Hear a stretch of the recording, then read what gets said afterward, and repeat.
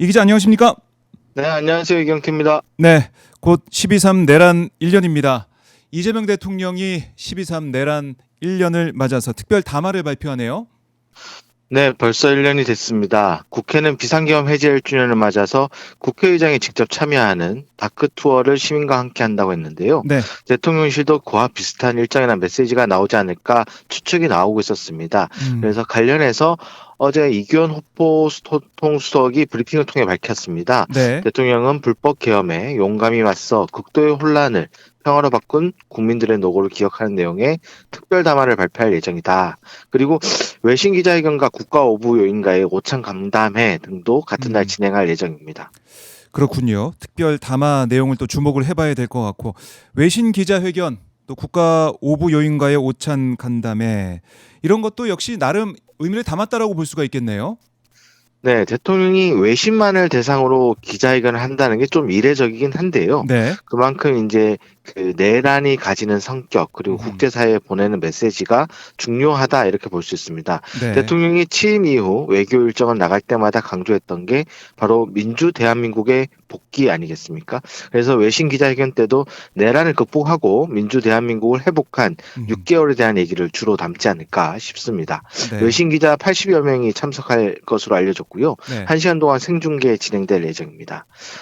또 국가 오부 요인, 뭐 국회의장, 대법원장, 헌재소장, 음, 국무총리, 뭐 중앙선관위원장을 의미하는데요. 네. 모두 헌법에 명시된 대표자라고 할 수 있습니다. 그래서 다 함께 비상계엄 해제 1주년을 맞아 헌법 수호 의지를 다지고 어떻게 내란을 극복할지, 어떤 음. 대한민국을 앞으로 만들어 나갈지 등에 대한 얘기를 나눌 것으로 보입니다.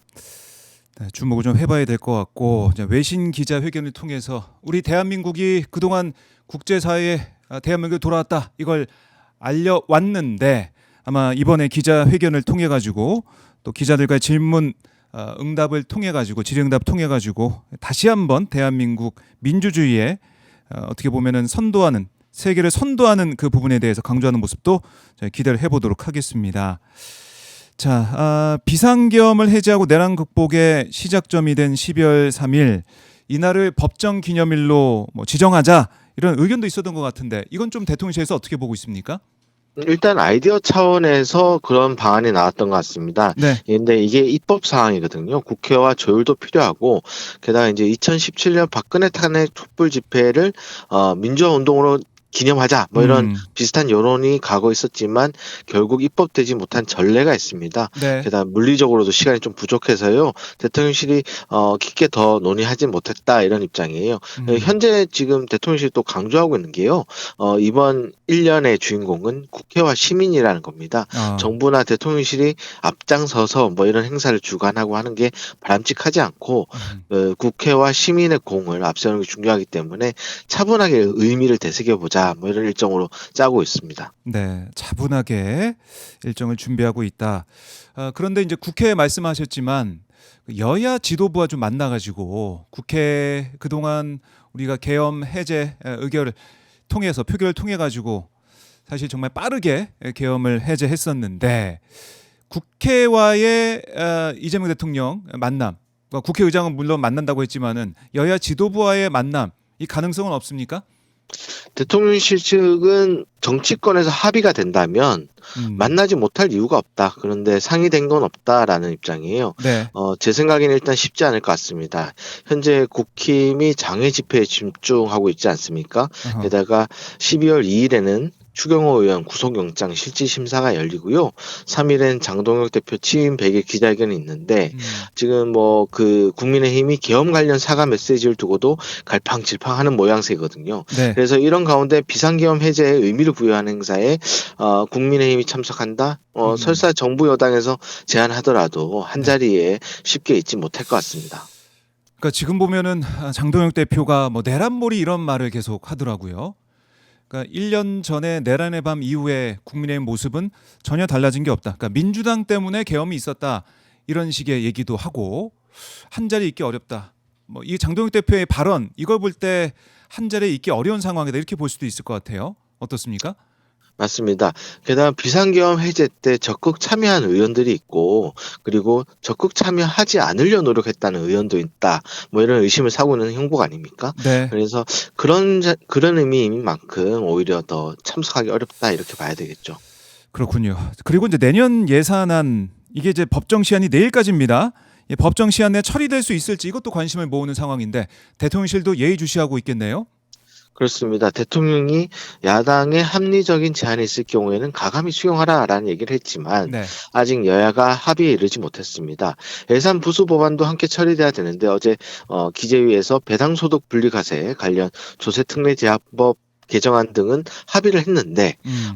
법인세율과 교육세 인상 관련해서 기타 예산 부수 법안은 결국 접점을 찾지 못했고요. 네. 게다가 대장동 항소 포기 국조 요구 관련해서도 좀 여야가 툭닥거리고 있죠. 그래서 12월 2일까지 막판 협상을 벌일 것으로 예상되는데 여차하면 여당 단독 처리도 예상되는 상황이고 그렇게 되면 여야 관계가 더 경색될 수도 있겠다 싶어요.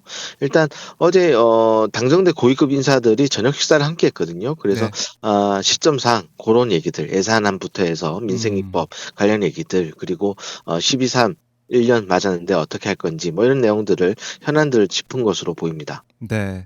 여러모로 이번 주 일정은 12월 3일 12.3 내란의 밤 이 중심으로 짜여질 공산이 크다.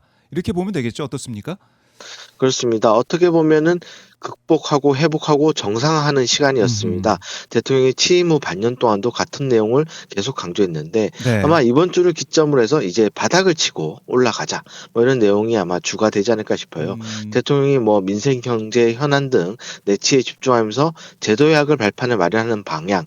그래서 뭐 특히 오는 2일에 이 대통령이 대북 정치 3대 목표를 발표할 수 있다라는 보도도 나오거든요. 그래요. 아직 확정된 건 아니지만 예. 이재명 정부의 어떤 국정 기조를 제대로 다지고 펼치는 이제 시기가 본격적으로 시작되는 거 아닌가 뭐 이런 생각을 해봅니다. 그렇네. 여러모로 의미가 있는 이번 주간이 될 것 같고 사실 지난주에 국정원을 이재명 대통령이 직접 방문해서 업무 보고를 받았는데 그와 같은 일정이 있을 수도 있다 이런 생각도 듭니다. 어떻습니까? 네, 당장 이번 주는 아니겠지만 가능성이 있습니다. 그때 대통령실에서 말한 게 연내에 개별 부처를 방문해 업무 보고를 받는 일정이 있을 수 있다라고 했어요. 이게 네. 통상 원래 대통령이 신년이 되면은 각 부처에서 이제 새해 할 일 등을 정리한 것을 대통령에게 가서 이제 보고하는데 네. 이런 경우는 좀 처음 보는 것 같습니다. 지금 헌법 존중 정부 혁신 TF가 가동된 상황에서 대통령까지 부처 곳곳을 찾는다는 건 좀 이 공직자에 대한 당근과 치측을 동시에 구사하는 거 아닐까? 뭐 바짝 좋으면서도 네. 잘한 부분 등은 좀 콕 집어서 성과로 평가할 가능성이 있는 거니까 그렇네요. 뭐 국정원 방문 내용도 그와 비슷했거든요. 그래서 네. 그런 면에서 주목하고 있습니다. 알겠습니다. 그 일정 저희가 계속해서 팔로우하도록 하겠습니다.